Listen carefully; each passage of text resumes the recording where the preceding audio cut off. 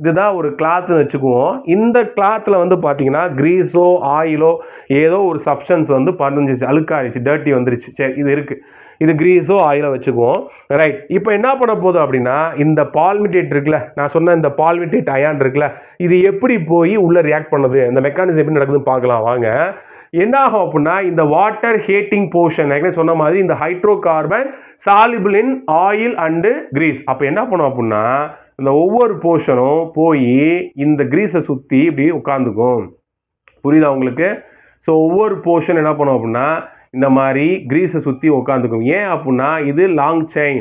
இந்த hydro carbon part வந்து என்னது, ஆயில் கிரீஸ் லவ்விங்காக இருக்கும், அதாவது வாட்டர் ஹீட்டிங்காக இருக்கும். அப்போ என்ன பண்ணணும்னா போய் அழுக்கில் இந்த மாதிரி ஒட்டிக்கும். ஒட்டினதுக்கப்புறம் என்ன நமக்கு தெரியும், இந்த ஹெட் பார்ட்டு, இந்த COO மைனஸ் பார்ட் வந்து என்ன அப்படின்னா வாட்டர் லவ்விங். இப்போ என்ன பண்ணுறோம், நம்ம சோப் அந்த ஆயில் இல்லை கிரீஸ் சர்ஃபேஸில் சோப் அப்ளை பண்ண பிறகு இந்த டெயில் பார்ட் எல்லாம் போய் அந்த கிரீஸ்லேயும் ஆயிலையும் என்ன பண்ணுவோம், டச் பண்ணி என்ன ஆயிரும், சாலிபிள் ஆயிரும். இப்போ அதனுடைய சர்ஃபேஸில் இந்த நெகட்டிவ் சார்ஜ் வந்து ஹெட்டு வந்து நீட்டிகிட்டு இருக்கும். இப்போ நம்ம வாட்டர் வச்சு ரிங்ஸ் பண்ணோம் அப்படின்னா இதெல்லாம் வாட்டர் லவ்விங்காக இருக்குது. அப்படி என்ன பண்ணுவோம் அப்படின்னா வாட்டர் நோக்கி வரும், அந்த அழுக்கும் சேர்ந்து வந்துடும். அப்படி வரும்போது நமக்கு என்ன ஆகும் அப்படின்னா கிளாத் வந்து டர்ட்டி இல்லாமல் இருக்கும்.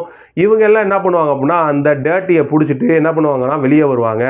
இதைத்தான் என்ன சொல்கிறாங்க அப்படின்னா மைசல்ஸ் அப்படின்னு சொல்கிறாங்க. ஸோ இந்த அழுக்கை தூக்கிட்டு அது வெளியே வந்துடும்.